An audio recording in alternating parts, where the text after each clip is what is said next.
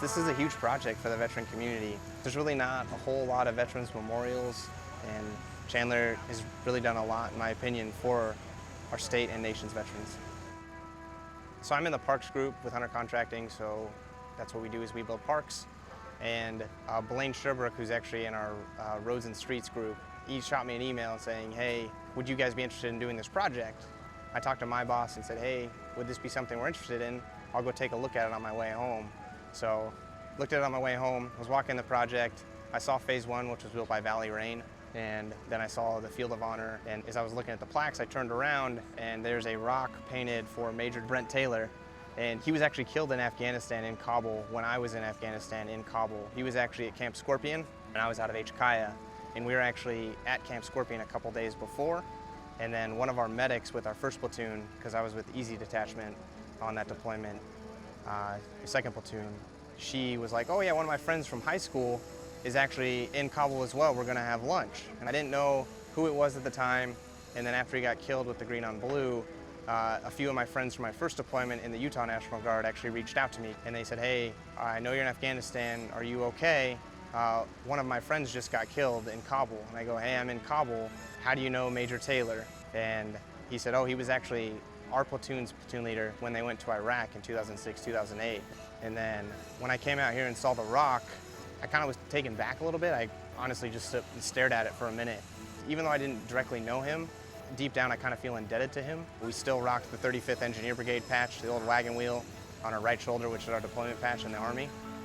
And so the guys that trained me how to be a soldier, they were directly under his command.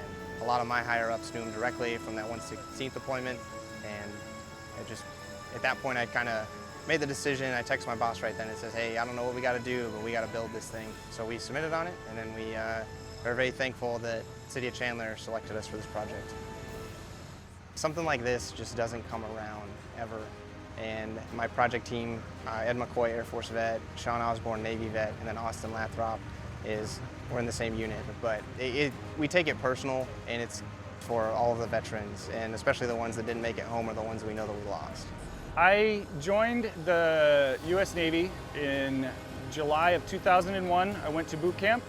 I was in boot camp on 9/11 that whole day, so shortly thereafter I went to damage controlman school, which basically is the Navy equivalent of a firefighter.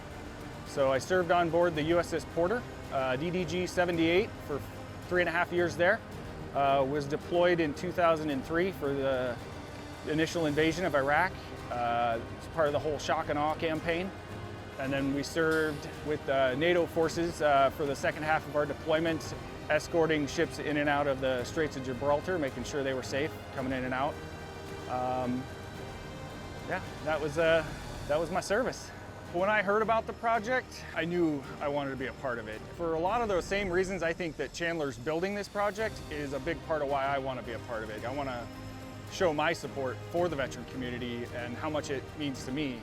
To me, it's a huge symbol to everybody that serves, that their service matters. And it matters to me, and it matters, I think, to show that. It's one thing to say it, but this is a lot more than just words. So that was a big reason. Veterans are a lot more than the stereotype, so I think to me it's important to show that, you know, if you give us a chance, we can do a lot. I think it was important to show that as well. So I served in the Air Force from 1992 to 1998. After serving, I worked for the Department of Energy, dismantling ICBM missiles across the northern part of the United States, and then went overseas, served in Iceland for just about a year and a half, and came home. At first, it's something that you're very excited about, that you want to do, but as you get into it, you start to realize the impact of what it is that you're building, the potential impact that it could have on other veterans and their families. A place for people to come and mourn, enjoy it, even if you're not in the military, if you're not a veteran, or so, just to build something that nobody else has built before.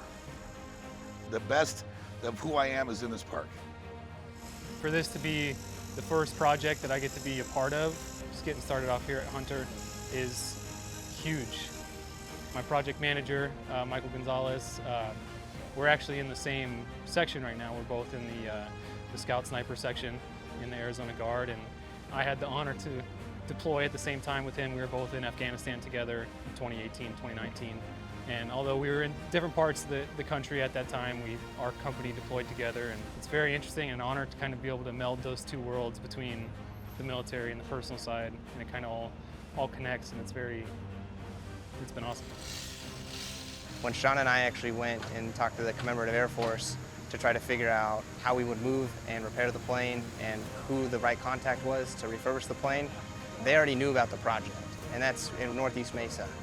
So having a space like this that's dedicated for veterans and being able to reflect, and especially with all the components that Kimley Horn and the city has put into it that I hope everybody sees and can put together, just the design of this was impeccable, with the plinths that are supposed to represent the stars and the cubes that are all at varying heights, and the state of Arizona being at a higher elevation with the lithocrite right behind you, and then being able to look over the field, like the soldiers are getting ready to leave, the ones that are gone, the ones that didn't come back. The plinths and the cubes are going to be a nice touch at night, and the fact that the American flag is waving in it as well, you can't show up here and not be awed by something that you see. It's just a great design. It's a wonderful thing to be a part of. It's been an honor to be a part of it on serving the veterans and the military side, but also solely in the construction world. This is a very unique and probably a once-in-a-lifetime type of project. And it's somewhere where I can go meet veterans of other wars and, interact with them and talk, on the same level. And, throughout the decades, it doesn't matter. We're all veterans. We all kind of speak the same language. So it's kind of cool to go see other veterans and talk to them. And I think that's a big deal. It's kind of cool to come to places like this and see those sorts of things and talk to other people like that. Having something like this to remember certain things, you don't have to be mourning the loss of a military member to come and check it out, just to come and be a part of that whole experience that maybe you may not have been a part of. And communities needing parks like this in those remembrance, and I think it also gives a certain amount of respect to the community to try to take care of it. That it's just not another set of swings. It's something that means a lot to a lot of people. Been very fortunate to be able to see this thing develop into what it is, and I just want those individuals who have had family and friends that have served our country be able to enjoy something that I've been a part of every day.